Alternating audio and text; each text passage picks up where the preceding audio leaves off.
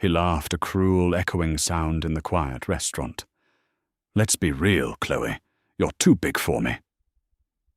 Before the tears could even sting my eyes, a shadow materialized. A sickening crunch shattered the silence, followed by a dark, lethal whisper. "She is perfect, and you are finished." The reservation at Laura Chicago's most notoriously exclusive dining room had taken 3 months to secure. For Chloe Adams, a 28-year-old art restorer who spent her days covered in turpentine and dust tonight, was supposed to be a triumph. She had spent a small fortune on a custom-tailored emerald green silk dress by Christian Siriano. It draped over her thick thighs, hugged her wide hips, and cinched at her waist. For the first time in a long time, Chloe looked in the mirror and felt undeniably fiercely beautiful. She was a plus-size woman in a world that demanded shrinking, but tonight she dared to take up space. Her date was Bradley Hastings, a 32-year-old vice president at a downtown logistics firm. They had met on a dating app 3 weeks prior. His messages had been charming, full of witty banter and promises of sweeping her off her feet.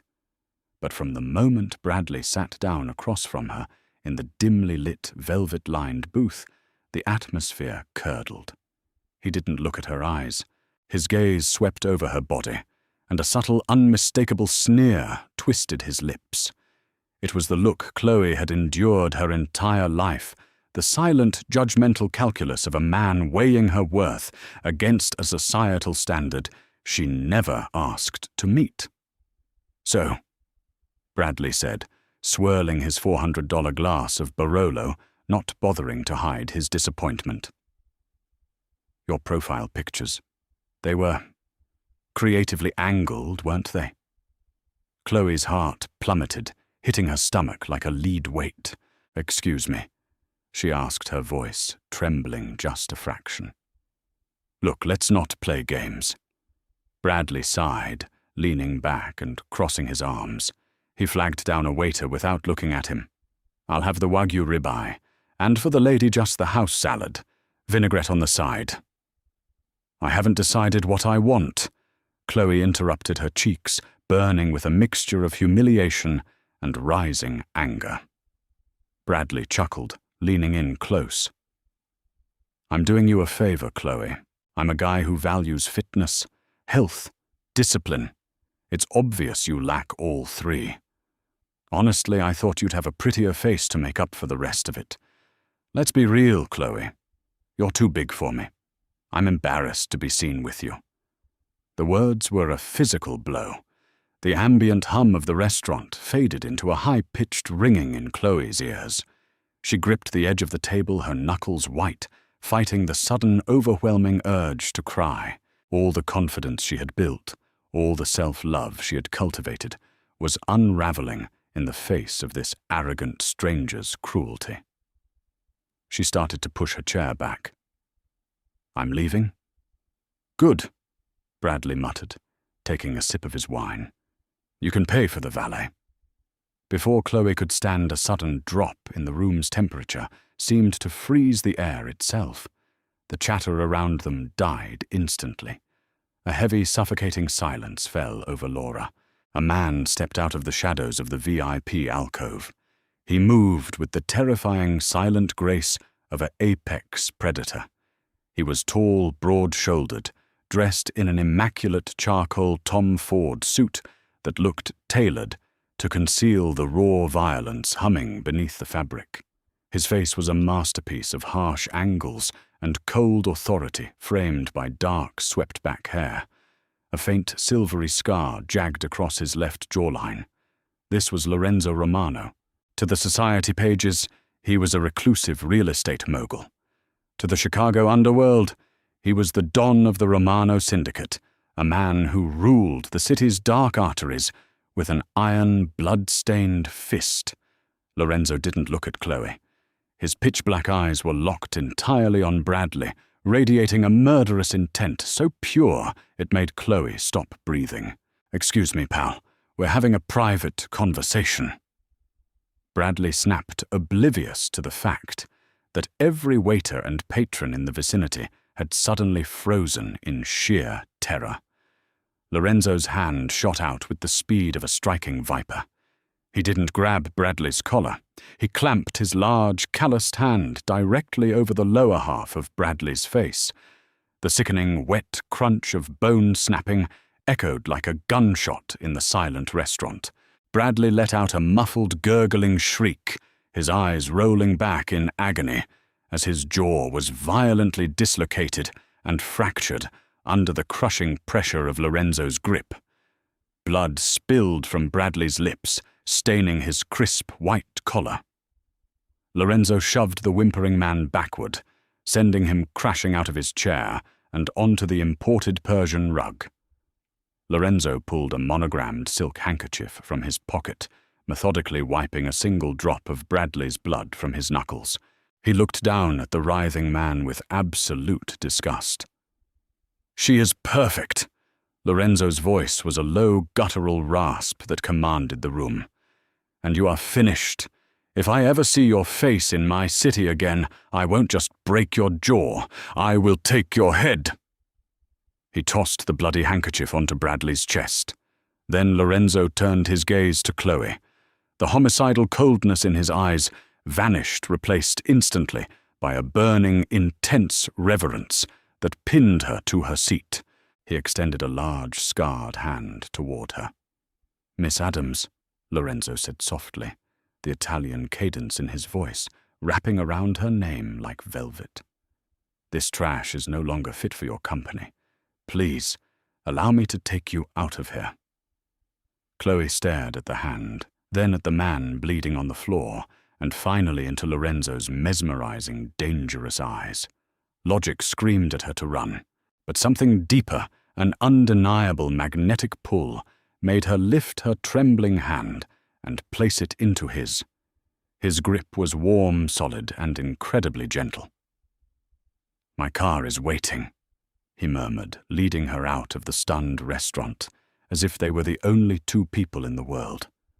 The night air of Chicago whipped against Chloe's flushed cheeks as she was guided toward the curb. A matte black, custom-armored Maybach idled at the entrance. The driver, a heavily muscled man with an earpiece, scrambled to open the rear door, bowing his head respectfully as Lorenzo approached. Chloe slid into the plush leather interior, her mind spinning in a chaotic vortex. Who was this man? How did he know her name? And why had he just committed a brutal assault on her behalf in the middle of a Michelin-starred restaurant? Lorenzo slid in beside her, the scent of bergamot, expensive leather, and a faint metallic trace of gunpowder filling the cabin. The partition went up silently, sealing them in an intimate, soundproof cocoon. "Breathe, Chloe," Lorenzo instructed, his tone soothing, contrasting wildly with the violence she had just witnessed. He reached over, pouring a glass of amber liquid from a crystal decanter in the console. "Drink this. It will steady your nerves." She took the glass with shaking hands, the bite of the aged bourbon grounding her. "Who are you?" she finally managed to ask, her voice barely above a whisper. "How do you know my name?" Lorenzo didn't answer immediately. He studied her in the dim streetlights, flashing through the tinted windows. His gaze was heavy, tactile, mapping the curves of her face, the swell of her chest beneath the green silk, the soft, full shape of her body. There was no judgment in his eyes, no calculation, only raw, unfiltered hunger and deep admiration. "My name is Lorenzo Romano," he said quietly. Chloe gasped, nearly dropping her glass. Even sheltered in the art world, she knew that name. Everyone in Chicago knew that name. It was whispered in fear. The Romanos controlled the docks, the unions, and half the politicians in the state. You're the Mafia," she stammered, pressing herself against the door. "I am a businessman who protects what is his," Lorenzo corrected smoothly. "And as for how I know your name, I have known your name for exactly 6 months. ever since you were commissioned by the Galletti Gallery to restore a 19th century portrait." Chloe's eyes widened. "The portrait of Isabella, the woman in the mourning veil." "My mother," Lorenzo said, his voice tightening.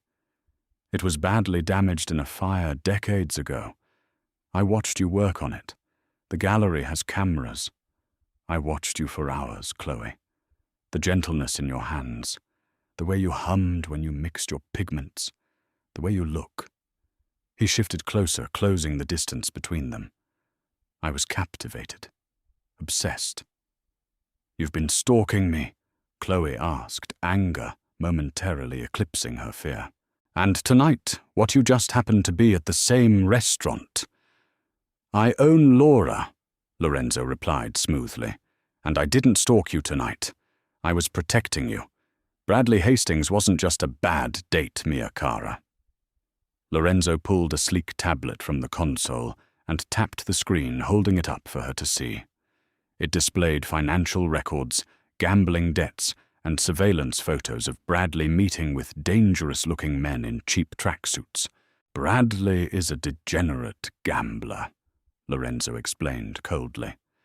"He owes over $200,000 to the Moretti family, my rivals. A week ago, a mole in my organization leaked a rumor to the Morettis. They told them that Lorenzo Romano had a weakness, a beautiful, brilliant art restorer named Chloe Adams." Chloe felt the blood drain from her face. He knew. The Morettis offered to forgive Bradley's debt if he got close to you, if he earned your trust, brought you back to his apartment, and held you there so they could use you as leverage against me. Lorenzo's jaw clenched, the scar pulling taut against his skin. "When my men intercepted the plan this afternoon, I wanted to skin him alive. But I needed to see how far he would go. I needed to be there to ensure not a single hair on your head was harmed." "He was trying to kidnap me." Chloe breathed out the reality of the danger crashing over her. The insults, the cruelty. It was all a sick game. "He tried to break your spirit before he broke your life," Lorenzo said, his voice dropping to a dangerous rumble. He reached out his knuckles lightly, grazing the exposed skin of her shoulder. Chloe shivered, not from fear, but from the sudden electric jolt of his touch. "He called you too big," Lorenzo scoffed, genuine fury lacing his words.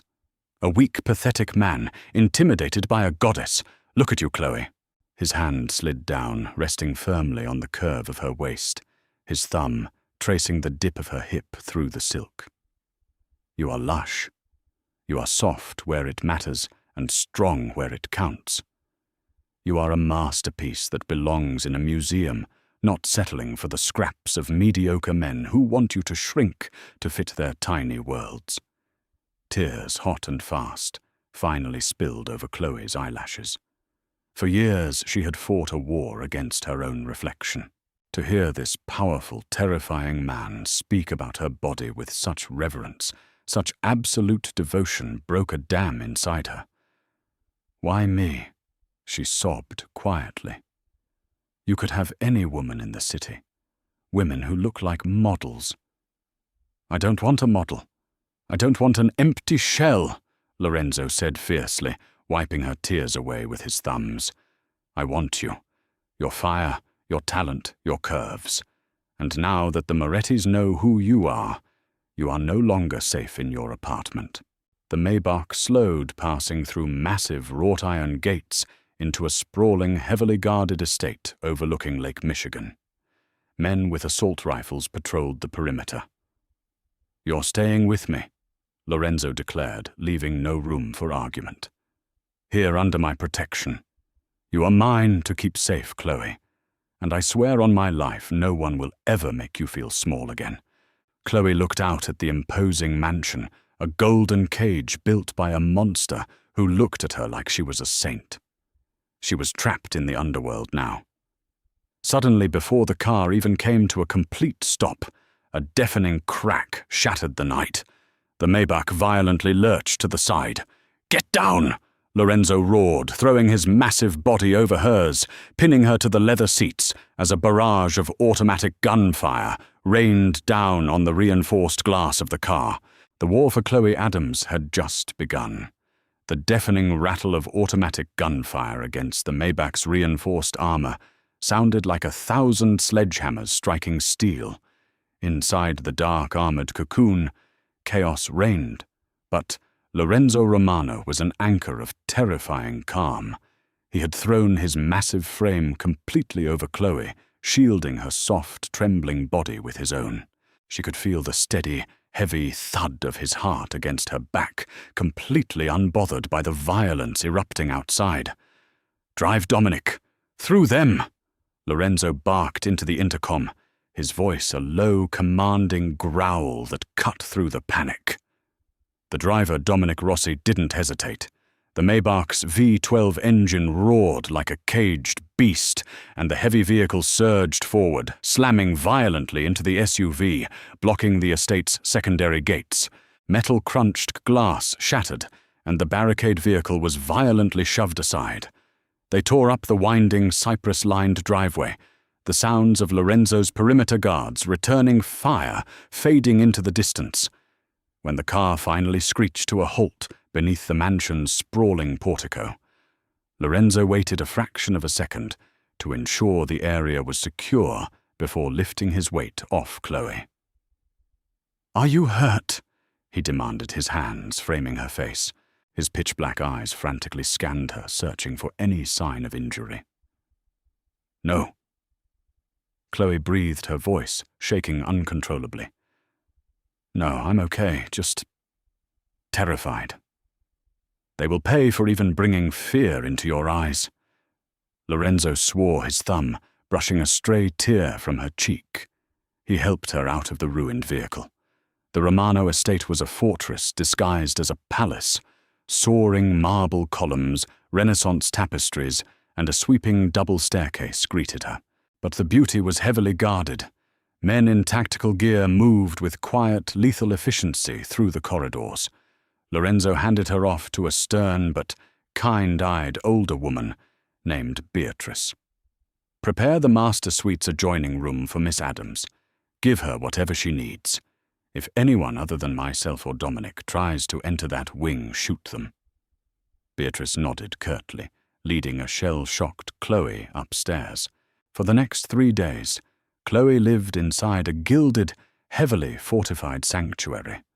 The outside world, her tiny apartment, her demanding boss at the gallery, the humiliating memory of Bradley Hastings, felt like a lifetime ago. Here she was, treated with a deference she had never known. Her closet had been stocked overnight with exquisite custom-made clothing, tailored perfectly to her plus-size frame, flowing silk robes, cashmere sweaters, wide-leg trousers that draped beautifully over her hips. Lorenzo had even arranged for a makeshift restoration studio to be set up in a sunlit corner of the library, complete with the finest imported solvents, horsehair brushes, and raw pigments. Yet Lorenzo himself kept a respectful distance. He was engulfed in a brutal, invisible war with the Moretti family, coordinating strikes from his soundproof office. Chloe saw him only in passing, a dark, brooding spectre, with blood sometimes staining the cuffs of his shirts. But on the 4th night, the silence of her room was broken by a soft knock. Lorenzo stood in the doorway. He looked exhausted. His tie discarded, the top buttons of his shirt undone, to reveal the heavy ink of a syndicate tattoo across his collarbone. "May I come in?" he asked, his voice rough. Chloe, wearing a deep burgundy silk chemise that hugged every curve of her body, nodded. She felt a sudden spike of vulnerability. Without the armor of her daily life, without the layers of oversized sweaters she usually hid beneath, she felt exposed. Lorenzo stepped into the room, locking the heavy oak door behind him. He didn't sit. He just stood there, looking at her with that same intense reverence he had shown in the restaurant. "The war." Chloe started wringing her hands.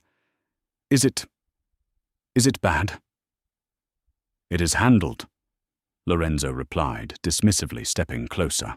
His eyes dropped to the deep V-neck of her chemise, tracing the swell of her breasts, the soft, wide curve of her hips, the thick, powerful shape of her thighs. "I did not come here to speak of the Morettis. I came because I couldn't spend another night under this roof without touching you." Chloe's breath hitched. "Lorenzo, She looked down, old insecurities flaring up like a sudden fever. "I don't look like the women in your world. I'm heavy. I have stretch marks. You have perfection," Lorenzo interrupted his voice, a fierce, guttural whisper. He crossed the room in 2 strides, dropping to his knees before her. Chloe gasped as he pressed his face to her stomach, his strong arms wrapping around her waist, burying himself in her softness. It was an act of complete, staggering submission from the most dangerous man in Chicago. "Do not ever insult the woman I love," he murmured against her skin, the heat of his breath sending shivers down her spine. "Do you know what I see when I look at you? Chloe, I see a woman who takes up space in a world that tries to erase her. I see a queen. The women in my world are starving, hollow, and cold. You—" His hands slid up her thick thighs, his thumbs tracing the silvery lines of her stretch marks as if they were constellations. "You are warmth. You are life. You are a masterpiece, and I am the only man worthy of worshipping at your altar." He stood, pulling her flush against his hard, muscular body. When his lips finally crashed down onto hers, it wasn't tentative. It was acclaiming. The kiss was deep, bruised, and frantic tasting of scotch and unyielding devotion. Chloe melted into him, her hands tangling in his dark hair. For the first time in her 28 years, she didn't suck in her stomach. She didn't try to angle her body to look smaller. She let him feel every inch of her weight, every soft, abundant curve, and in return, Lorenzo devoured her like a starving man who had finally found the feast he was meant for. But the sanctuary was an illusion. The shadows were creeping in, not from the outside, but from within the very walls of the Romano estate. Downstairs in the dimly lit security room, Sullivan Gallagher Lorenzo's oldest friend and second in command watched the encrypted surveillance feed. His jaw clenched in disgust. Sullivan was a man built on ruthless efficiency. To him, love was a liability, and a soft, heavy woman who distracted the Don was a death sentence for them all. Sullivan pulled out a burner phone and dialed a scrambled number. "It's Gallagher," Sullivan whispered into the receiver. "The boss is blind. He's risking the entire syndicate for this girl. Tomorrow Lorenzo meets with the Irish unions at the docks. He'll take his top guard. The estate will be on a skeleton crew." A raspy, chilling laugh echoed through the phone. It was Carlo Moretti. "And the girl Sullivan. I'll secure her." Sullivan promised, his eyes narrowing as he looked at the paused frame of Chloe on the monitor. "I'll have her waiting at the extraction point. You take the girl, you end the war, and I take over the Romano syndicate. Do we have a deal?" "Consider it done," Moretti replied. The mole had finally made his move. The next afternoon, the estate was unsettlingly quiet. A heavy storm had rolled in off Lake Michigan, casting the mansion in slate-gray shadows and rattling the towering windows. Lorenzo had left 2 hours prior with a convoy of his best men, his parting kiss still burning on Chloe's lips. He had promised to return by nightfall to finally end the conflict. Chloe was in the library, the scent of turpentine and aged varnish filling the air as she meticulously worked on a damaged 18th century landscape. The delicate, precise work grounded her. It made her feel like herself again. The heavy mahogany doors clicked open. Chloe didn't look up, assuming it was Beatrice bringing her afternoon tea. Leave it on the desk, Beatrice. Thank you, Chloe murmured, swapping a fine-tipped brush for a cotton swab dipped in solvent. Beatrice is indisposed, a cold, masculine voice replied. Chloe spun around. Sullivan Gallagher stood in the doorway. He was a lean, sharp-featured man with pale eyes that held absolutely no warmth. In his hand, he casually held a suppressed Beretta, 9mm, the barrel pointed loosely in her direction. "Sullivan!" Chloe said, her pulse instantly spiking. She carefully set down her tools, her eyes darting to the gun. "Where is Lorenzo?" "Lorenzo is currently walking into a heavily orchestrated meat grinder at the shipyards," Sullivan said smoothly, stepping into the room and locking the door behind him. "And you, Miss Adams, are coming with me." "What are you talking about?" Chloe backed up her hip, bumping against the heavy drafting table. "I'm saving this syndicate." Sullivan spat, his composure cracking to reveal deep-seated venom. "Lorenzo used to be a ghost, a machine. Now he's starting wars over a fat civilian art restorer. You've made him soft, Chloe. You're a liability. The Morettis want you, and I am going to hand-deliver you to them to secure my place as the new Don." He raised the gun, aiming it directly at her chest. "Walk now, or I put a bullet in your kneecap and drag you out by your hair." Fear, icy and paralyzing, gripped Chloe's chest. But as she looked at Sullivan at the sneer of disgust on his face, the way he dismissed her as nothing but a heavy, useless burden, a sudden violent spark of rage ignited in her belly. It was the same look Bradley Hastings had given her. It was the look of a man who thought she was weak simply because she was soft. She wasn't going to be a victim again. Not for Bradley, not for Sullivan, and certainly not for the Morettis. "You think I made him soft?" Chloe asked, her voice dropping into a deadly calm that surprised even herself.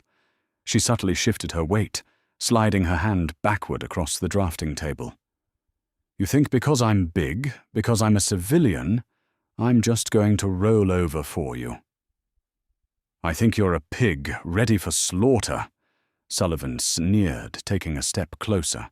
Chloe's fingers wrapped around the heavy glass bottle of industrial-grade chemical solvent, a highly corrosive, blinding stripping agent used for removing centuries of hardened resin. "Wrong!" Chloe snarled, with a sudden explosive burst of speed that Sullivan clearly hadn't expected from a woman her size.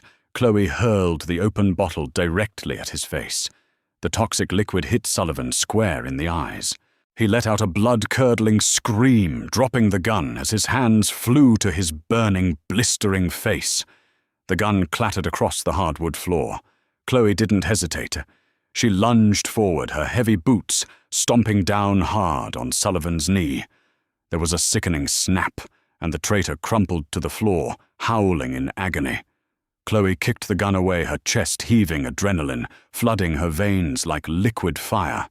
She grabbed a heavy bronze bookend, shaped like a gargoyle, from the nearby shelf, raising it high above her head, ready to crush his skull if he tried to stand. Suddenly the library doors didn't just open, they were violently kicked off their hinges, splintering the mahogany wood.